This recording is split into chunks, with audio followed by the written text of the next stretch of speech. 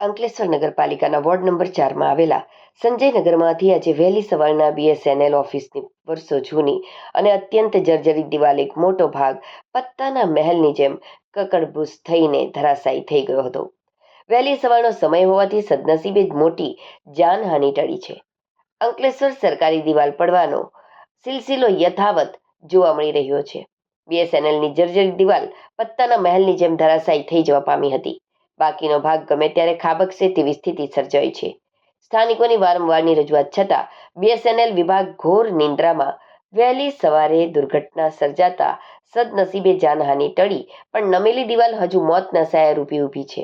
સ્થાનિક રહીશોના જણાવ્યા અનુસાર આ જર્જરિત દિવાલ ગમે ત્યારે પડી શકે તેમ હોવાથી નગરપાલિકા અને BSNL અને તંત્રને વારંવાર લેખિત તથા મૌખિક રજૂઆત કરવામાં આવી હતી. સ્થાનિકોએ ભયના ઓથાર હેઠળ જીવવું પડતું હોવાની દુહાઈ આપી હતી. છતાં એસી કેબિનમાં બેઠેલા જવાબદાર અધિકારીઓએ આ બાબતને ગંભીરતાથી લીધી નથી.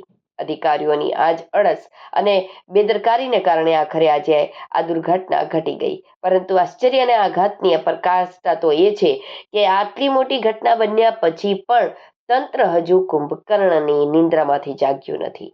દિવાલનો એક મોટો ભાગ તો જમીનદોસ્ત થઈ ચૂક્યો છે, પણ બાકીની આખી દિવાલ અત્યારે અત્યંત ભયજનક રીતે નમેલી હાલતમાં ઊભી છે. આ નમેલી દિવાલ મુખ્ય રસ્તા પર હોવાથી ત્યાંથી પસાર થતા વાહન ચાલકો કે કોઈ નિર્દોષ નાગરિકો પર ગમે તે ક્ષણે કાળ બનીને તૂટી પડે તેમ છે.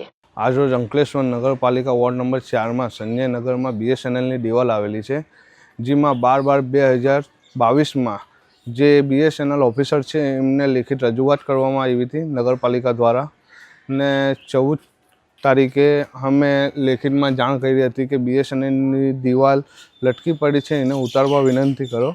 પણ એ રજૂઆત કોઈ સાંભળી નહીં ને એ જર્જરિત રીતે લટકી પડી હતી. એને વારંવાર રજૂઆત કરવા છતાં પણ કોઈ એક્શન લીધી ને સવારે 4-4:30 વાગે આ દિવાલ પડી ગઈ છે. તંત્ર જાગતું કેમ નથી? તંત્ર કોઈને એ જોવે છે, રાહ જોવે છે કે કોઈ અકસ્માત થાય, દુર્ઘટના ઘટે પછી કામ કરે? તંત્ર એક્શન કેમ નથી લેતું? અગર દિવાલ દિવસે પડી હોત તો કોઈ જાનહાનિ થતે, છોકરાઓ મળતે, બીજું તો નુકસાન થતે, જાનવરો મળી જતે, બીજું તો શું નુકસાન થતે? તો તંત્રને એ જ કહેવું છે કે આનો વહેલી તકે નિકાલ લાવે.